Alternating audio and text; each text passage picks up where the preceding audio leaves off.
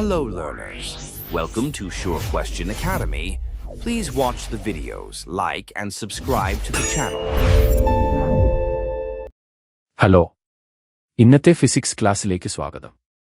പരീക്ഷകളിൽ എപ്പോഴും ചോദിക്കാൻ സാധ്യതയുള്ള ഈ ചോദ്യം ചെയ്യുന്നതിന് മുൻപ് ഇതിൽ എന്താണ് ചോദിച്ചിരിക്കുന്നത് എന്ന് നമുക്ക് വ്യക്തമായി മനസ്സിലാക്കാം. ഭാഗം എയിലെ ഒന്നാമത്തെ ചോദ്യം പല വിദ്യാർത്ഥികൾക്കും തെറ്റുപറ്റുന്ന ഒന്നാണ്. 3 ബൾബുകൾ ഘടിപ്പിക്കുമ്പോൾ അവയിലൂടെ ഒഴുകുന്ന കറന്റും അതുപോലെ വോൾട്ടേജും തുല്യമായിരിക്കുമോ അതോ വ്യത്യാസപ്പെടുമോ എന്നാണ് നമ്മൾ കണ്ടെത്തേണ്ടത്.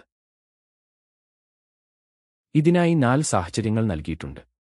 എയിൽ ഒരേ പവർ അഥവാ വാട്ടേജ് ഉള്ള 3 ബൾബുകൾ ശ്രേണിയിൽ ഘടിപ്പിക്കുമ്പോൾ എന്ത് സംഭവിക്കും എന്ന് ചോദിക്കുന്നു. ബിയിൽ അതേ ബൾബുകൾ തന്നെ സമാന്തരമായി ഘടിപ്പിക്കുമ്പോൾ എന്ത് മാറ്റം ഉണ്ടാകുമെന്ന് കണ്ടെത്തണം. ഇനി സിയിൽ വ്യത്യസ്ത പവർ ഉള്ള 3 ബൾബുകൾ ശ്രേണിയിൽ ഘടിപ്പിക്കുമ്പോഴുള്ള മാറ്റങ്ങൾ എന്തൊക്കെയാണെന്ന് കണ്ടെത്തണം. അവസാനമായി ഡിയിൽ ആ വ്യത്യസ്ത പവർ ഉള്ള ബൾബുകൾ സമാന്തരമായി ഘടിപ്പിക്കുമ്പോഴുള്ള കറന്റും വോൾട്ടേജും നമ്മൾ പറയണം. നമുക്ക് ഭാഗം എയുടെ ഉത്തരത്തിലേക്ക് കടക്കാം. ഉത്തരം ഓം നിയമത്തെയും സർക്യൂട്ടിന്റെ ഘടനയും ആശ്രയിച്ചിരിക്കും. ഒരേ പവർ ഉള്ളവ ശ്രേണിയിൽ ഘടിപ്പിച്ചാൽ കറന്റ് എപ്പോഴും തുല്യമായിരിക്കും. പ്രതിരോധം തുല്യമായതിനാൽ വോൾട്ടേജും കൃത്യമായി തുല്യമായിരിക്കും. അതായത് കറന്റ് തുല്യമാണ്, വോൾട്ടേജും തുല്യമാണ്. ഒരേ പവർ ഉള്ളവ സമാന്തരമായി ഘടിപ്പിച്ചാൽ കറന്റും തുല്യമായിരിക്കും. വോൾട്ടേജ് എല്ലായിടത്തും തുല്യമാണ്. അതായത് കറന്റ് തുല്യമാണ്, വോൾട്ടേജും തുല്യമാണ്. വ്യത്യസ്ത പവർ ആണെങ്കിൽ ശ്രേണിയിൽ കറന്റ് തുല്യമായിരിക്കും. പക്ഷേ പ്രതിരോധം മാറുന്നതിനാൽ വോൾട്ടേജ് വ്യത്യസ്തമാകും. അതായത് കറന്റ് തുല്യമാണ്, വോൾട്ടേജ് വ്യത്യസ്തമാണ്. സമാന്തരത്തിൽ പ്രതിരോധം മാറുന്നതിനാൽ കറന്റ് വ്യത്യസ്തമായിരിക്കും. പക്ഷേ വോൾട്ടേജ് തുല്യമായിരിക്കും. അതായത് കറന്റ് വ്യത്യസ്തമാണ്, വോൾട്ടേജ് തുല്യമാണ്. ഇനി രണ്ടാമത്തെ ചോദ്യം ശ്രദ്ധിക്കൂ. 24 ഓം ഉള്ള 2 റെസിസ്റ്ററുകളും 6 വോൾട്ട് ബാറ്ററിയും നൽകിയിട്ടുണ്ട്. ഇവ ഉപയോഗിച്ച് ഏറ്റവും കുറഞ്ഞ പ്രതിരോധം ലഭിക്കുമ്പോഴും ഏറ്റവും കൂടിയ പ്രതിരോധം ലഭിക്കുമ്പോഴും ഉപയോഗിക്കുന്ന പവർ നമ്മൾ കണ്ടുപിടിക്കണം. എന്നിട്ട് അവ തമ്മിലുള്ള പവർ അനുപാതം കണക്കാക്കണം. ഇനി രണ്ടാമത്തെ ചോദ്യം. പവർ കാണാൻ P = V² ഹരിക്കണം R, ഒപ്പം P = I² R എന്നീ സമവാക്യങ്ങൾ ഉപയോഗിക്കാം. ശ്രേണിയിൽ പ്രതിരോധം കൂട്ടണം, സമാന്തരത്തിൽ അവയുടെ വ്യുൽക്രമം കൂട്ടണം. കുറഞ്ഞ പ്രതിരോധം ലഭിക്കാൻ സമാന്തരമായി ഘടിപ്പിക്കണം. കുറഞ്ഞ പ്രതിരോധം = 24 ഗുണിക്കണം 24 ഹരിക്കണം 24 അധികം 24. അതായത് 12 ഓം എന്ന് ലഭിക്കും. ഇനി കറന്റ് I = V ഹരിക്കണം R. അതായത് 6 ഹരിക്കണം 12 സമം 0.5 ആംപിയർ. അതുകൊണ്ട് minimum power P = I² R.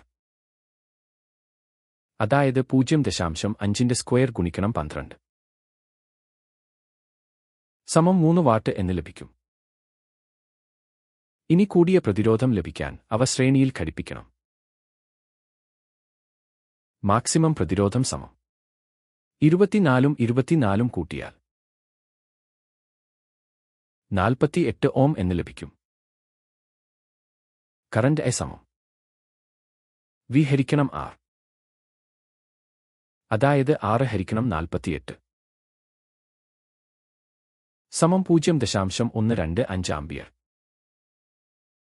അപ്പോൾ മാക്സിമം പവർ = I² R. അതായത് 0.125ന്റെ സ്ക്വയർ ഗുണിക്കണം 48 സമം 0.75 വാട്ട്. ഇനി ഇവ തമ്മിലുള്ള അനുപാതം 3:0.75. ലഘൂകരിച്ചാൽ കൃത്യമായി 4:1 എന്ന് ഉത്തരം ലഭിക്കും. അല്ലെങ്കിൽ നിങ്ങൾക്ക് ഓർ ചോദ്യമായ ഭാഗം ബി തിരഞ്ഞെടുക്കാം. ഇതിൽ 2 വോൾട്ട് വീതമുള്ള 6 സെല്ലുകൾ, പിന്നെ 6, 12, 18 ഓം റെസിസ്റ്ററുകൾ എന്നിവ ശ്രേണിയിൽ ഘടിപ്പിച്ച ഒരു സർക്യൂട്ട് ഡയഗ്രം വരയ്ക്കണം. ഈ സർക്യൂട്ട് ഉപയോഗിച്ച് 3 കാര്യങ്ങൾ കണക്കാക്കാനുണ്ട്. 1. സർക്യൂട്ടിലൂടെ ഒഴുകുന്ന ആകെ കറന്റ്. 2. ആ 18 ഓം റെസിസ്റ്ററിൽ മാത്രം ഉണ്ടാകുന്ന വോൾട്ടേജ് അഥവാ പൊട്ടൻഷ്യൽ ഡിഫറൻസ്. 3. ആ 18 ഓം റെസിസ്റ്റർ മാത്രം ഉപയോഗിക്കുന്ന പവർ എന്നിവ കണ്ടുപിടിക്കണം. നമുക്കിത് ചെയ്യാം. ഇതാണ് 6 സെല്ലുള്ള ബാറ്ററി, പ്ലഗ്, പിന്നെ 3 റെസിസ്റ്ററുകൾ ഉള്ള സീരീസ് സർക്യൂട്ട് ഡയഗ്രം. ആദ്യം ആകെ പ്രതിരോധം കാണാം. R = R1 + R2 + R3. അതായത് 6 + 12 + 18. കൂട്ടിയാൽ കൃത്യമായി 36 ഓം ലഭിക്കും. ആകെ വോൾട്ടേജ് V എന്നത് 2 വോൾട്ട് വീതമുള്ള 6 സെല്ലുകൾ ചേർന്നതാണ്. അതായത് 12 വോൾട്ട്. ഓം നിയമപ്രകാരം circuit current I = V × R. അതായത് 12 × 36. ഇത് 0.33 ആമ്പിയർ നൽകുന്നു. അടുത്തത് 18 ഓം റെസിസ്റ്ററിലെ വോൾട്ടേജ് ആണ്. V18 കറന്റ് ഗുണിക്കണം 18.